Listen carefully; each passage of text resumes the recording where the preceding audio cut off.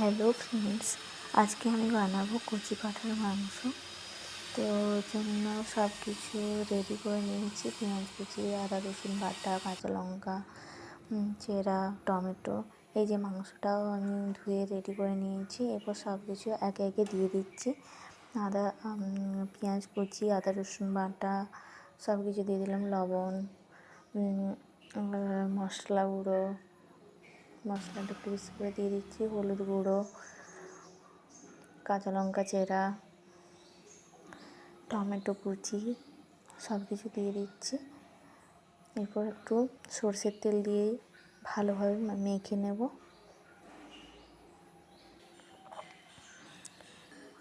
এবার এগুলো সব কিছু ভালোভাবে মেখে নিচ্ছি।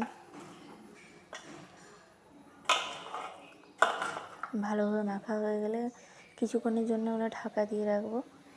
কিছুক্ষণের জন্য আমি ঢাকা দিয়ে দিয়েছি। এরপর কড়াইতে তেল গরম করতে দিয়ে দিয়েছি। এখানে দারচিনি, এলাচ মশলা দিয়ে দিয়েছি, সব কিছু লবঙ্গ দিয়ে দিয়েছি। তারপর পেঁয়াজ কুচি, কাঁচা লঙ্কা দিয়ে দিলাম, আদা রসুন বাটা দিয়ে দিচ্ছি, টমেটো কুচি দিয়ে দিলাম। এবার ভালোভাবে মশলাটা কষে নিচ্ছি। এবার মাংসটা দিয়ে দিলাম। ভালোভাবে নাড়াচাড়া করে নিয়ে ঢাকা দিয়ে দেবো কিছুক্ষণের জন্য।